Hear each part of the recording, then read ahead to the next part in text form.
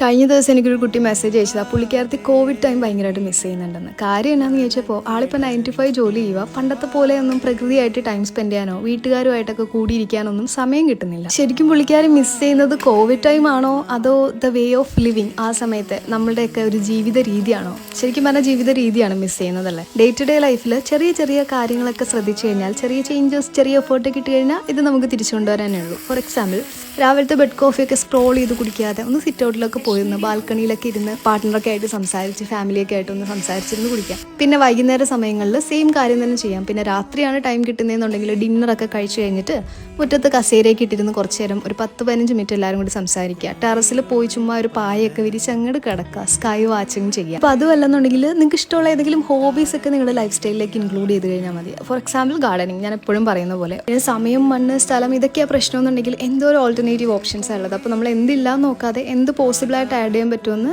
ഒന്ന് മൈൻഡ്ഫുള്ളി ചിന്തിച്ചു കഴിഞ്ഞാൽ ഈ ഒരു റോബോട്ടിക് ആയിട്ടുള്ള ലൈഫ് ജീവിക്കാതെ കൂടുതൽ മൈൻഡ്ഫുൾ ആയിട്ട് ഹാപ്പി ആയിട്ട് ജീവിക്കാൻ പറ്റും.